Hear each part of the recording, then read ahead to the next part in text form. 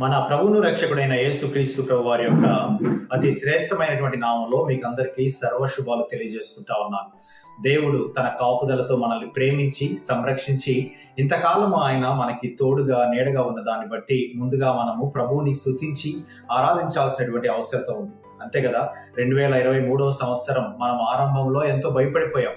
అయ్యో, ఈ సంవత్సరం ఏమైపోతుందో, ఏ విధంగా జరుగుతుందో అనేటువంటి ఒక ఆందోళన సర్వ మానవాళికి ఎంతో ఎక్కువగా ఉంది. కానీ దేవుడు తన రెక్కల చోటున మనల్ని భద్రపరిచి సంరక్షించి కాపాడి మరి ఒక నూతన సంవత్సరంలోనికి మనం అడుగు పెట్టడానికి దేవుడు చేసినటువంటి మేలులను మనం ఖచ్చితంగా తలపోసుకోవాల్సినటువంటి అవసరం ఉంది. దేవుడు నూతన సంవత్సరాన్ని మనకి దయాకిరీటముగా బహుమానంగా ఇవ్వబోతా ఉన్నాడు. కాబట్టి ఈరోజు ప్రాముఖ్యంగా 3 ప్రాముఖ్యమైనటువంటి అంశాలని మీ ముందు ఉంచాలని ఆశపడతా ఉన్నాను. ముఖ్యంగా మనం నూతన సంవత్సరంలోనికి అడుగు పెట్టేటప్పుడు చాలా మంది కూడా సిద్ధపాటు లేకుండా అడుగు పెడతా ఉంటారు.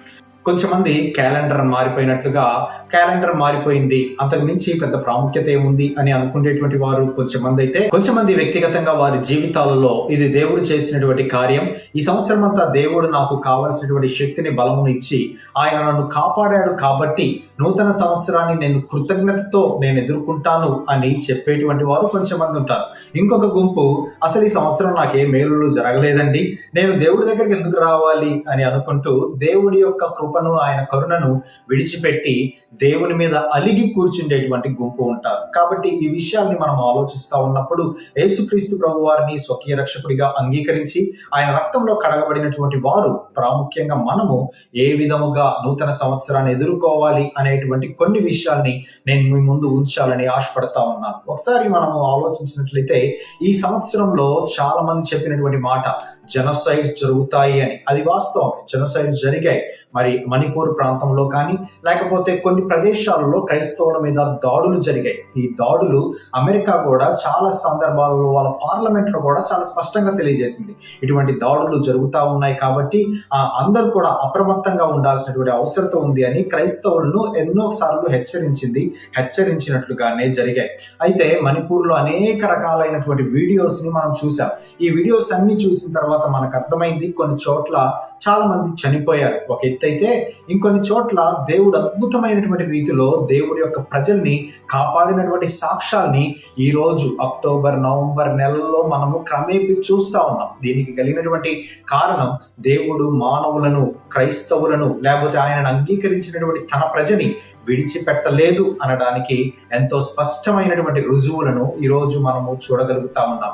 కాబట్టి ముందుగా మనము ఆ విషయాన్ని బట్టి దేవుణ్ణి స్తుతించాల్సినటువంటి అవసరం ఉంది. ఈ విధంగా చెప్పుకుంటూ పోతే ఎన్నో హింసలు, ఎన్నో ఇబ్బందులు, ఎన్నో ఇరుకులు, ఎన్నో కష్టాలు, ఎంతో భయంకరమైనటువంటి జీవితాలు మనం జీవించినప్పటికీ కూడా మన ప్రభువు యొక్క కాపుదల, మన దేవుడి యొక్క భద్రత మానవుడి పట్ల ఉంది అనడానికి మనము అనుమానించాల్సినటువంటి అవసరం లేదు. అయితే ప్రాముఖ్యంగా 3 అంశాలని బైబిల్ ద్వారా నేను మీకు జ్ఞాపకం చేసి ఈ సంవత్సరాన్ని మనము నూతనమైనటువంటి ఆత్మతో, నూతనమైనటువంటి శక్తితో, బలముతో ఎదుర్కోవడానికి దేవుడు సహాయం చేయలాగున ఈ 3 విషయాల్ని మనం చూద్దాం. మొట్టమొదటిగా మనం ఒకసారి ఆలోచించినట్లయితే కృతజ్ఞత హృదయంతో మనము నూతన సంవత్సరాన్ని ఎదుర్కొందాం. అవును, కృతజ్ఞత కలిగినటువంటి హృదయంతో we want to be a thanksgiving in our hearts. దేవునికి కృతజ్ఞతలు చెల్లిస్తూ మనము నూతన సంవత్సరాన్ని ఎదుర్కోవాల్సినటువంటి అవసరం ఉంది. చాలా మంది అడుగుతా ఉంటారు, నేను ఏ కారణాన్ని బట్టి కృతజ్ఞత చెల్లించాలి అని. ఒక విషయాన్ని నేను చెప్పనివ్వండి, దేవుడు సమస్తాన్ని అనుగ్రహించేటువంటి దేవుడు మన జీవితాలకు ఇస్తున్నటువంటి ఒక గొప్ప వాగ్దానం, మీకు కావలసినటువంటి ప్రతి ఈవిని నేను సమకూరుస్తాను అని చెప్పాడు. నిజంగా ఈ సంవత్సరంలో మనము ఆకలికి బాధపడకుండా, నివాసంలో ఉండడానికి బాధపడకుండా కావలసినటువంటి శ్రేష్టమైనటువంటి ఆహారంతో ఆయన మనల్ని సంతృప్తి పరిచినట్లుగా మనం చూస్తాం. అందుకని కీర్తనల గ్రంథము 103వ అధ్యాయము 1వ వచనాన్ని మనం ఒకసారి మన లేఖనాంశంగా చూసినట్లయితే కీర్తనకారుడు చెబుతున్నటువంటి మాట, నా ప్రాణమా యెహోవాను సన్నుతించుము, అంతరంగమున ఉన్న సమస్తమా ఆయన పరిశుద్ధ నామమును సన్నుతించుము అనేటువంటి విషయాన్ని తెలియజేస్తా ఉన్నాడు. ఆయన తన హోల్ హార్టెడ్ గా దేవుణ్ణి స్తుతిస్తా ఉన్నాడు, హోల్ హార్టెడ్ గా దేవుణ్ణి ఆరాధిస్తా ఉన్నాడు. తన అంతరంగానికి అంతా చెబుతున్నటువంటి మాట, అయా నువ్వు దేవుణ్ణి స్తుతించాల్సినటువంటి అవసరం ఉంది. ఈరోజు ఇదే విషయాన్ని మనము జ్ఞాపకం చేసుకోవాలి. దేవుడు చేసినటువంటి మేలులను బట్టి, ఆయన చేసిన చేసినటువంటి గొప్ప కార్యాలను బట్టి, ఆయన మనల్ని ప్రాణాలతో ఈ సంవత్సరము నిలిపినటువంటి విధానాన్ని బట్టి ముందుగా we want to give the thanks to our God. ఎందుకు కృతజ్ఞతలు నేను తెలియజేస్తా ఉన్నాను అని కీర్తనకారుని అడిగితే ఆయన చెప్పినటువంటి 3 ప్రాముఖ్యమైనటువంటి విషయాలు. మొట్టమొదటిది ఆయన చెప్పినటువంటి మాట, ఆయన నా ప్రాణమును విమోచించి ఉన్నాడు. My God is my redeemer. ఆయన నాకు విడుదలను అనుగ్రహించాడు. ఎన్నో భయంకరమైనటువంటి శోధనల గుండా, వేదనల గుండా వెళ్తా ఉన్నప్పుడు నా రాకపోకలలో, నా ప్రయాణాలలో దేవుడు నన్ను సంరక్షించాడు కాబట్టి, దేవుడు నా జీవితంలో భయంకరమైన శోధన నుండి విడిపించాడు కాబట్టి నేను నా దేవునికి కృతజ్ఞతాస్తుతులు చెల్లిస్తా ఉన్నాను అనేటువంటిది భక్తుడు తెలియజేస్తా ఉన్నాడు. అంత మాత్రమే కాదు కానీ కరుణా కటాక్షములను ఆయన మనకి ఏ విధంగా ఉంచాడంట? నీతి కిరీటముగా ఉంచి ఉన్నాడు. అవును, ఈరోజు ఆయన కరుణని, ఆయన కటాక్షమును నీతి కిరీటముగా ఉంచి ఉన్నాడు. ఒకవేళ దేవుడు ఒక క్షణము రెప్పవాలిస్తే ఎట్టి పరిస్థితుల్లో కూడా మనం ఈ లోకములో మనం సస్టైన్ అయ్యేటువంటి పరిస్థితులు లేవు. కానీ దేవుడు చేసినటువంటి మహోపకార్యములు ఏమిటి అని మనం ఒకసారి ఆలోచించినట్లయితే, ఆయన కరుణతోటి, ఆయన కటాక్షంతోటి ఆయన మనల్ని ఈ లోకములో నిలవబెట్టిన మనం చూస్తాం. అందుకని దేవుణ్ణి మనం ఎందుకు స్తుతించాలి, ఆరాధించాలి? ఈ సంవత్సరం యొక్క అంతంలో మనం ఒకసారి ఆలోచించినట్లయితే ఆయన కరుణ, ఆయన కటాక్షము మన మీద దేవుడు ప్రోక్షించినట్లుగా మనం చూస్తూ ఉన్నాం. తర్వాత కీర్తనకారుడు చెబుతున్నటువంటి మాట, మేలులతో నా హృదయము తృప్తిపరచుచున్నాడు. ఈరోజు నిజంగా మన జీవితాన్ని మనం ఒకసారి దేవుని యొక్క వాక్యం ఎదుట కానీ మనము అద్దం వలె పెట్టుకొని చూసినట్లయితే ఆయన చెప్పేటువంటి మాట, మేలులతో హృదయాన్ని తృప్తిపరిచేటువంటి దేవుడు అంట మన దేవుడు. ఎంతో మంది కూడా ఈ కీర్తనల్ని పాటల రూపంలో కూడా రాశారు కదా. మేలులతో నా హృదయములను తృప్తిపరిచిన దేవుడవు నీవే అనేటువంటి విషయాన్ని తెలియజేశారు. అవును, ఈరోజు మనమంతా కూడా మేలు పొందుకొని ఉన్నాం. ఆయన రక్షణ కార్యంలోనికి మనం వచ్చినప్పుడు, ఆయన రక్తంలో మనము కడగబడినప్పుడు, ఆయన ద్వారా మనము ప్రత్యేకింపబడినటువంటి వ్యక్తులుగా మనం పిలువబడినప్పుడు, దేవుడు మనకు కావలసినటువంటి సకలమైనటువంటి మేలులను, సకలమైనటువంటి దీవెనలను, ఆశీర్వాదములను ఆయన మనకు అనుగ్రహించి ఎల్లవేళలా ఆయన కాపుదలలో మనల్ని భద్రపరిచిన విధానాన్ని బట్టి మనము చేయాల్సినటువంటి ప్రాముఖ్యమైనటువంటి అంశం ఏంటి అంటే, మనము దేవుడికి కృతజ్ఞతాస్తుతులు చెల్లించాల్సినటువంటి అవసరం ఉంది. అందుకని కీర్తనకారుడు చెప్పినటువంటి రీతిగా సంవత్సర అంతములో ఆయనకి కృతజ్ఞతలు తెలియజేయాలి. ఈ 365 రోజులు దేవా నన్ను కాచి కాపాడావు ప్రభువా, ఈ 365 రోజుల్లో భయంకరమైనటువంటి అపాయాల నుండి నన్ను తప్పించావు నా ప్రభువా అనే దేవుణ్ణి మనము స్తుతించి ఆరాధించాల్సినటువంటి అవసరం ఉంది. ఇక రెండవదిగా సమర్పణ కలిగినటువంటి హృదయముతో మనము నూతన సంవత్సరాన్ని సిద్ధపాటు అవ్వాల్సినటువంటి అవసరం ఉంది. నిజంగా మనము దేవుడికి కోసము మనం ఏదన్నా చేశామంటే అది సమర్పణ కలిగినటువంటి జీవితమే. ఎందుకు నేను ఈ విషయాన్ని మీకు జ్ఞాపకం చేస్తా ఉన్నానంటే, నూతన సంవత్సరం అంటే గత సంవత్సరం ఇదే రోజుల్లో మనం చాలా తీర్మానాలు తీసుకొని ఉంటాం. ప్రభువా, ఇదిగో 2023లో నేను ఈ విధంగా చేస్తానయ్యా, ఇదిగో ఈ సంవత్సరము నేను కానుకలు సమర్పిస్తానో, లేకపోతే ఈ సంవత్సరం నీకు నమ్మకంగా ఉంటాను, ఈ సంవత్సరము నేను పాపాలకి దూరంగా ఉంటానో, రకరకాలైనటువంటి అంశములతోటి మనం అనేక సార్లు దేవుడి దగ్గర వాగ్దానాలు చేస్తూ ఉంటాం. కానీ మానవుడు వాగ్దానాలను నిలబెట్టుకోడు, కానీ నిలబెట్టుకునేటువంటిది దేవుడు మాత్రమే. ఈ విషయాలు మనకి స్పష్టంగా తెలుసు. కానీ మనం దేవుడిని స్తుతించాలి. కొంచెం మంది దేవుడి దగ్గర వాగ్దానాలు తీసుకొని వాటికి అనుగుణంగా జీవించినటువంటి వారి జీవితాన్ని బట్టి కూడా దేవుని మనం ఆరాధించాల్సినటువంటి అవసరం ఉంది. ఇంకొంచెం మంది సమర్పణ లేకుండా జీవించినటువంటి వ్యక్తులు కూడా ఉన్నారు. అయితే దేవుడి యొక్క కృప, కరుణ ఎంత గొప్పది అంటే, అటువంటి వ్యక్తుల్ని కూడా ఆయన ఏం చేశాడంట? కాపాడి సంరక్షించాడు. కాబట్టి మనం చేయాల్సినటువంటిది ఏంటంటే, ఒక నూతన తీర్మానంతో నూతన సంవత్సరాన్ని ఎదుర్కోవాల్సినటువంటి అవసరం ఉంది. ఇదిగో ప్రభువా, నేను ఈ సంవత్సరంలో 52 ఆదివారాలలో కొన్నిసార్లు ఆదివారాలు వెళ్ళలేకపోయాను, కొన్నిసార్లు నేను నీ యొక్క సన్నిధానంలో నేను అనుభవించలేకపోయాను, లేకపోతే ఈ సంవత్సరంలో, గత సంవత్సరం నేను అనేకమైనటువంటి విషయాల మీద నేను నిర్ణయాలు తీసుకున్నాను, కానీ ఆ నిర్ణయాలకు అనుగుణంగా ఈ సంవత్సరం బ్రతకలేకపోయాను. ప్రభువా, నన్ను క్షమించండి. ఇదిగో ప్రభువా, నూతన సంవత్సరంలో నీకు ఇష్టానుసారంగా జీవిస్తాను అనేటువంటి ఒక నూతన తీర్మానంతో, ఒక సమర్పణ కలిగినటువంటి జీవితంతో నూతన సంవత్సరానికి సిద్ధపాటు కావాల్సినటువంటి అవసరం ఉంది. నిజంగా సిద్ధపాటు కాకుండా మనము ఏ పని కూడా చేయలేం. బయటికి వెళ్ళాలంటే సరైనటువంటి సిద్ధపాటు కావాలి. అదేవిధంగా ఏదైనా ప్రోగ్రామ్స్ కి, ఫంక్షన్స్ కి వెళ్ళాలంటే మనం అన్ని విషయాల్లో ఎంత జాగ్రత్త కలిగి ఉంటామో, అదేవిధంగా 2024ను దేవుడు దయా కిరీటముగా మనకు అనుగ్రహిస్తా ఉన్నాడు. కాబట్టి మనము సిద్ధపాటు కలిగినటువంటి వ్యక్తులముగా ఉండాలి. సిద్ధపాటు లేకుండా నీవు ఏమి చేసినా కూడా కుండ చిల్లుబడినటువంటి దాంట్లో నీళ్లు పోసిన దాంతో సమానమే. కాబట్టి మనము మన జీవితాల్ని సమర్పణ కలిగినటువంటి జీవితంతో నూతన సంవత్సరాన్ని ఎదుర్కోవాలి. ఒక కొత్త తీర్మానాలతోటి, ఒక కొత్త నిర్ణయాలతోటి.